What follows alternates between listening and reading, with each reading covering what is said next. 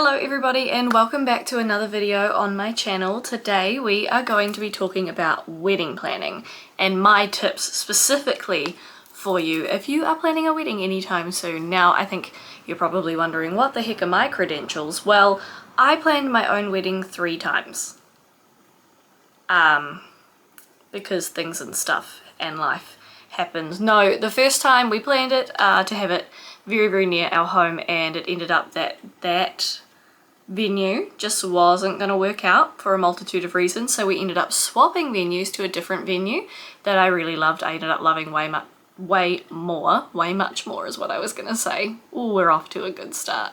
I ended up loving our venue that we went through with so much more than our first choice, which makes me very glad that we did change, but then we had to postpone it because of COVID. So three weddings planned under my belt. Only actually had one, only planned to have one. Also, I was a wedding photographer for about 2.5 years, so I've been to a lot of weddings, I've seen a lot of weddings, I've seen a lot of things go wrong at weddings.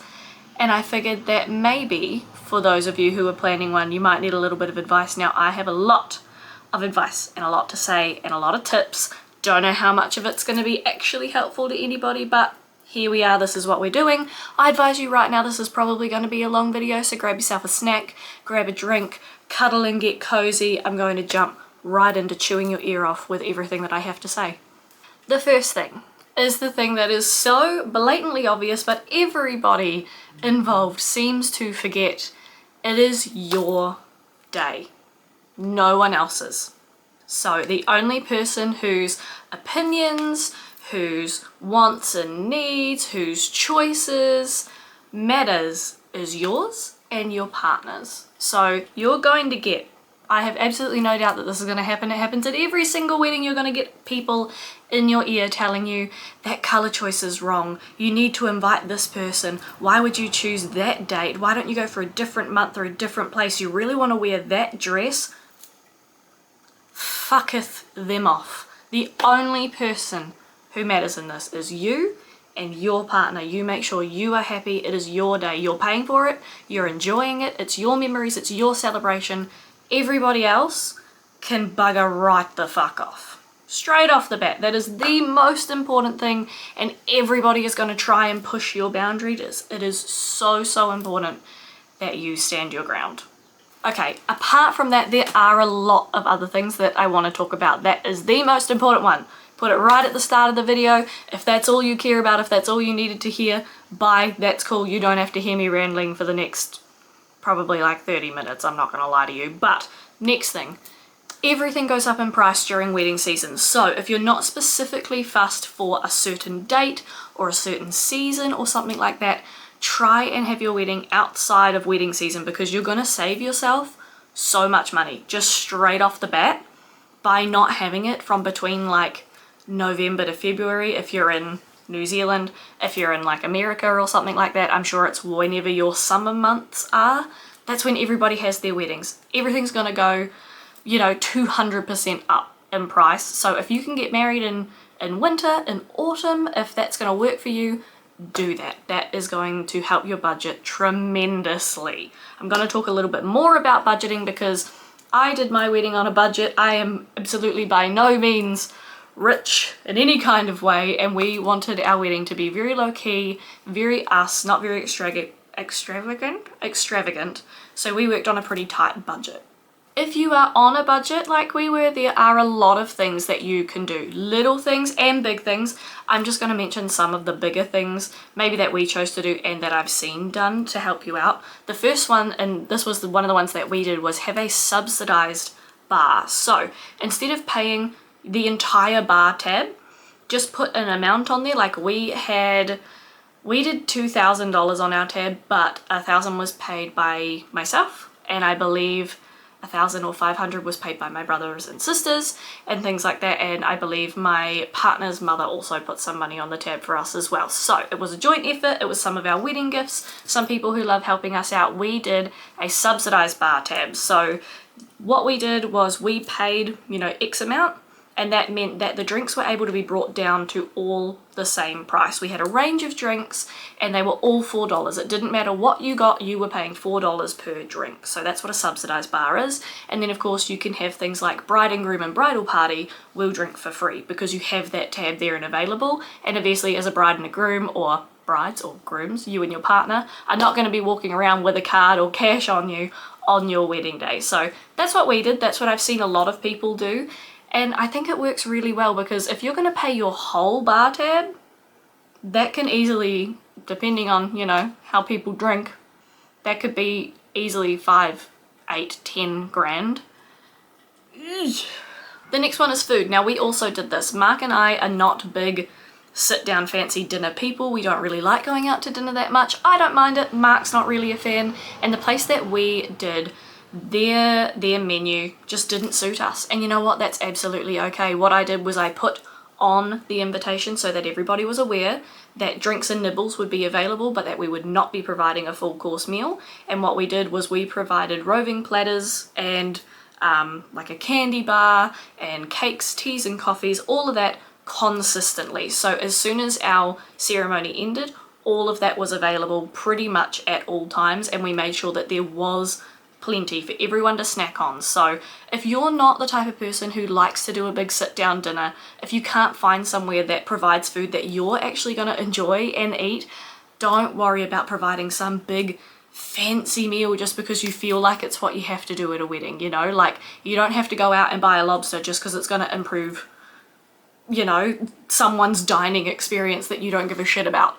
So just be aware, if you're not a big sit down person, you don't have to do a meal, but if you do want a meal, there's different ways of doing it. You can obviously have it catered. Some venues will provide catering, or I went to a friend's wedding last year who did like a massive potluck version where everybody that came brought something, a whole bunch of people worked together in a kitchen to put it together, and I personally really loved that because not only does it make the bill very minimal for the couple who's getting married, but you also get that love that's come from the environment. Everybody pitching in, everybody coming together, not just celebrate your love, but put a little bit of love into what you're going to eat. So plenty of options around food. Please don't feel like you have this like one and done opportunity of a big catered 3-course meal and that is it, because the guest list.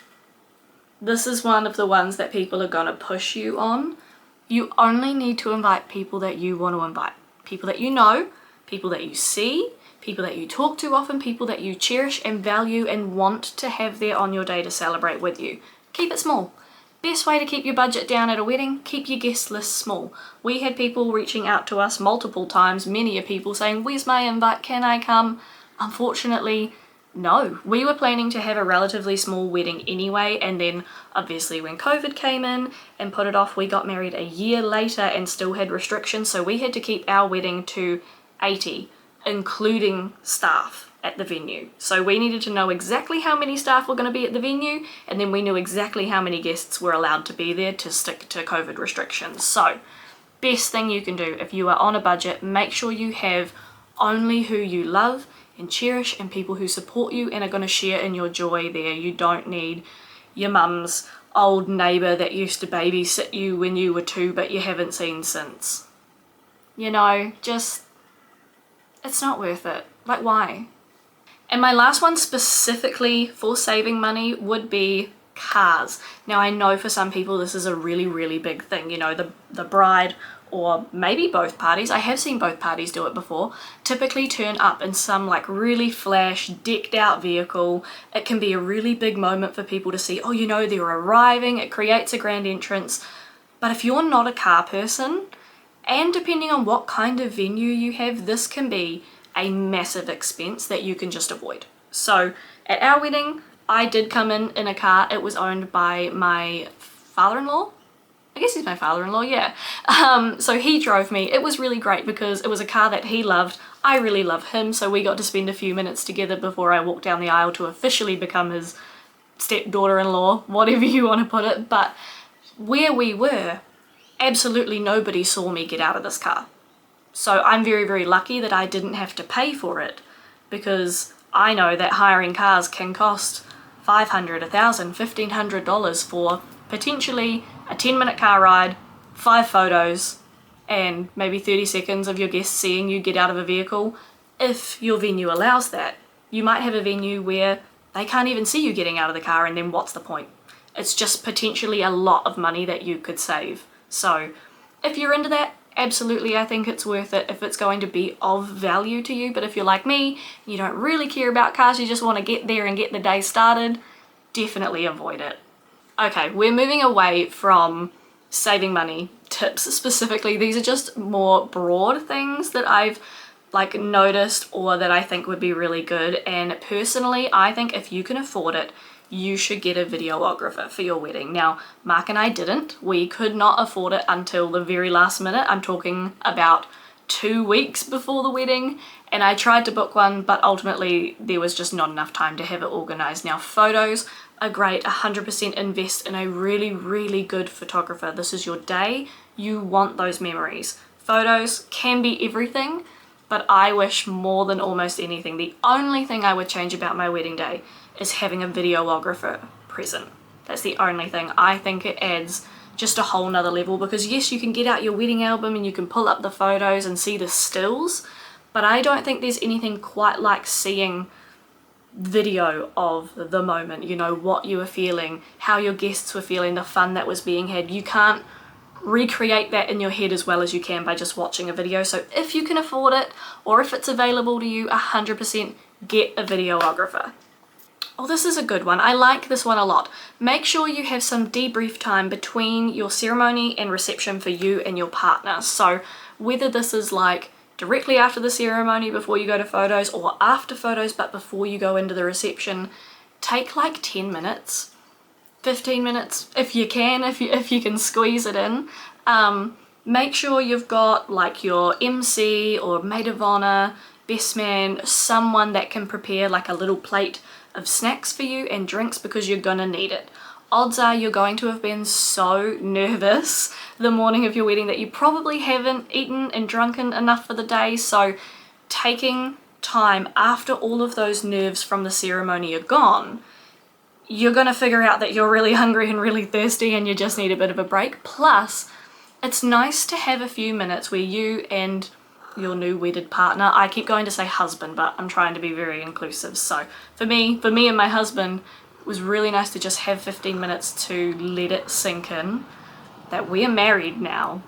That is done. It's all over with. The stress of how many years of planning is done, and we can just be happy and enjoy ourselves. It is so worth it. I actually think it's really crucial for the day to just take a few minutes for yourself.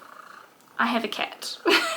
My next one, and I sort of did this, but I've more experienced other people doing this, and it is to do something fun the day before or after the wedding as well, because you put so much time and effort and money into planning a wedding, and lots of people can come from really, really far away to attend your wedding. You might as well make a weekend of it. So like, if you can like spend the night before with your friends or family, just like having a good time, getting ready, doing some last minute prep, or the day after doing like a family lunch or friends lunch, brunch, something like that.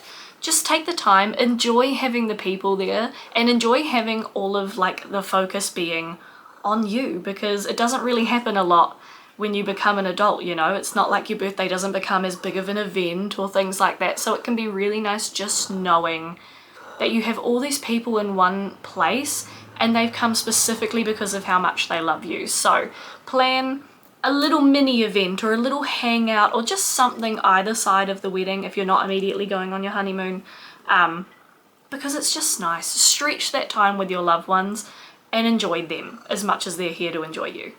And one of the reasons I say this is because yes, it's just really nice to do, but the main one is because your wedding day, it's gonna go so fast. It's going to fly by, and you think that you're gonna have all the time in the world to see everyone and talk to everyone, but it goes by in a flash. And I guarantee you, depending on how big your guest list was, mine was small, and I still didn't see some people that were there, you know. It wasn't until days later when I messaged them to be like, hey, did you come? Or look through a guest book and see they'd left a photo in there, because you're going to get pulled in a million different directions just because everyone is so excited for you.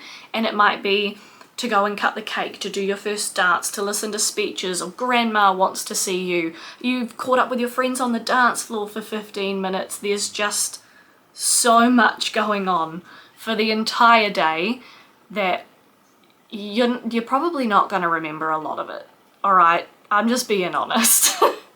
While saying that though, if you feel like there's something that you really want to be doing, like maybe you want to be out on the dance floor having a dance, having a drink, maybe you just want to sit in the corner and have a cup of tea and talk to your grandma, it's a good thing to remember that you have every right to say, not right now, I understand you want to talk to me, I'll come to you in a minute, let me finish what I'm doing, or I'm having a really good conversation right now. Maybe you haven't seen grandma in, you know, a year or so, whatever it is.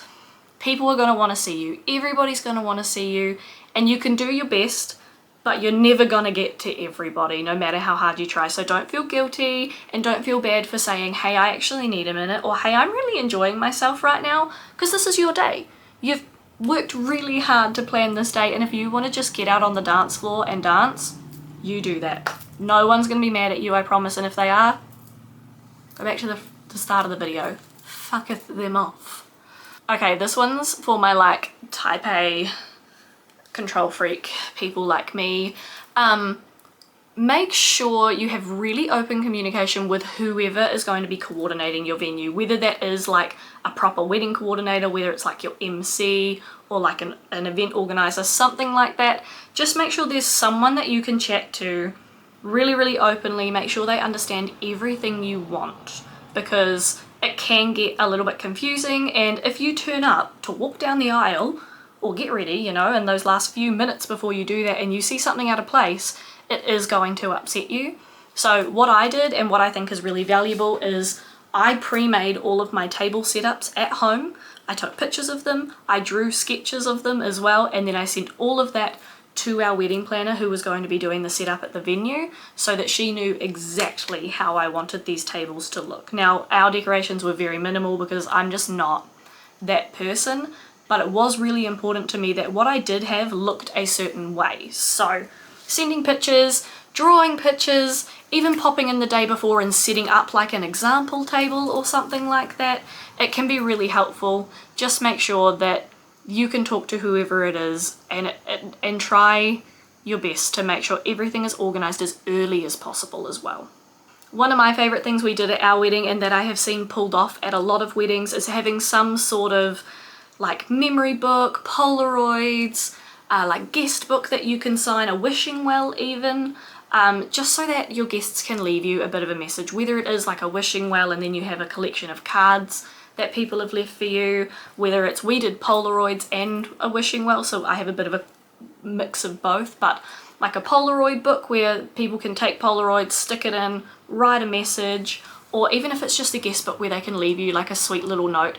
I think those sorts of things are so important, because like I said, you might not remember seeing people, you might accidentally miss people and not get to talk to them, but being able to go back years after your wedding and look through a book of messages from people that love you and that were wishing you well and wishing you happiness and all these things, it's something that you're gonna cherish. I don't know if people are hugely sentimental like I am, but I promise you it's so worth it just to have those things in front of you and be able to reminisce on the memories you have of those people on that day, or just the day itself. What I did is, because we have a Polaroid book, I bought a whole book dedicated for it. It only took up about 10 or so pages in the front of it, so to not let that book go to waste, I stuck in a bunch of pictures from my hens do and Mark's stag do. I got copies of the speeches that our bridal party did and I glued them in. My MC, my brother, had a really beautiful poem that he had, so I glued that in as well. It's kind of just turned into a bit of like a mishmash book of everything, like a scrapbook almost. And now, because all of that's done, what I do with the remaining pages is every year on our anniversary, I stick in like a Polaroid of us or a Polaroid from the past year or a handful, and I write what's happened in the last year of our marriage. So we have that as a reminder of the day, things leading up to the day, and now as we continue into our marriage, I get to have a place where I can actively reflect every single year and see how we grow and what has changed, and I genuinely just love it. That book is one of my most prized possessions ever. Okay, what I've got left to say now is purely from like a photographer's point of view, okay? So very little, just bullet point things. I promise I won't chew your ear off, but from my perspective as being a photographer, what I can say to you is, when you are holding your flowers, if you have a bouquet, hold your flowers at belly button height. So hold your stems in the middle and hold your hands at belly button height, not at chest height, because if you're holding them at chest height, your flowers are going to be right here at your chin, and it's just not flattering, I promise. Next one, smile bigger. I tell everybody that because it happened to me at my wedding. My photographers were telling me to smile and I was going, I am. You are almost never smiling as much as you think you are, okay? Because I mean, you're nervous, especially if you're walking down the aisle about to get married. There's so much going on. People are looking at you. It's just, so you're almost never smiling as big as you think you are. Smile a little bit more.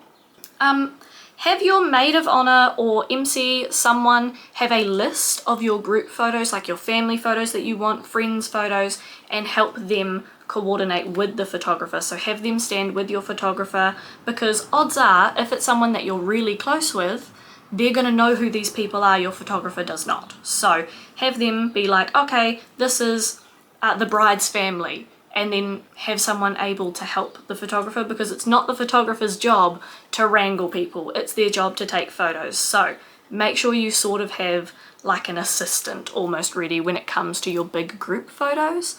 That being said, also make sure your photographer knows who your MC is from day dot, okay? Because the MC and your photographer are going to be absolute best buddies by the end of the day, okay?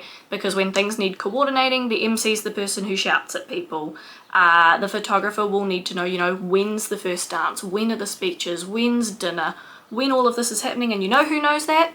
The MC. So make sure you introduce those two, or at minimum, show the photographer a photo of the MC, tell them their name, or make the MC greet them at the door, something like that, because it makes everything run so much more smoothly, I promise. And my very last thing that I want to say for this video is, once the day begins, it is what it is. Okay, so this is the second biggest thing. I saved this one until the end. The first one is when you start planning, and throughout this whole process, is this is your day. Tell everyone else to bugger off. But for the end, when you wake up on your wedding morning, you need to accept the point that it is what it is from here on out, okay? Things are gonna go wrong. Things go wrong at almost every single wedding, and you know what? The guests almost never know, because they have no idea what is meant to be happening. So no one's gonna be able to tell except you, and probably your wedding planner and maybe your MC. But anyway, when you wake up, when you go to walk down that aisle, when you arrive, it is what it is. There's no point stressing, there's no point arguing, there's no point getting worked up. Just enjoy your day. Let it be as it's going to be, and just focus on what matters, which is you and your partner and having your loved ones around you, and celebrating something really cool, which is getting married. Like, I never used to be, when I was younger, I never used to want to get married, but things change, and now I absolutely love weddings. So yeah, just, you're going to be stressed about enough things, trust me, about people looking at you when you walk down the aisle, about your colour shade of your makeup matching your neck. I don't know. But once you're there, just let it happen. Be in the moment. Enjoy it as much as you can, because, you know, these things are only supposed to happen once. You might as well make the most of it, right? And that's it. That's my tips from my experience in and around weddings. I would absolutely love if you have gotten married ever, recently, maybe, because I haven't been a photographer for a while now. Maybe you could tell me some tips that you have, or maybe some like little tricks you used on your wedding day. Like, oh, I forgot to mention in my little tips, put the eyelash glue on the back of your neck, and then you can stick the clasp of your necklace to it so that it doesn't show in photos. That's a really good one. If you've got any tips like that, please pop them down in the comments. Maybe tell me what your favorite moment from your wedding day was if you are married. I would love to hear that. I love weddings. Oh, I love weddings. Can someone get married? Invite me. Get married and invite me. Other than that, thank you once again for watching another one of my videos. I do appreciate that you guys come all this way for little old me, and I will see you next week at 7 AM Brisbane time on Sunday, because that's when I post. Most of the time. I've been really consistent, actually. Thank you very much. So I will see you next week. Promise. Bye.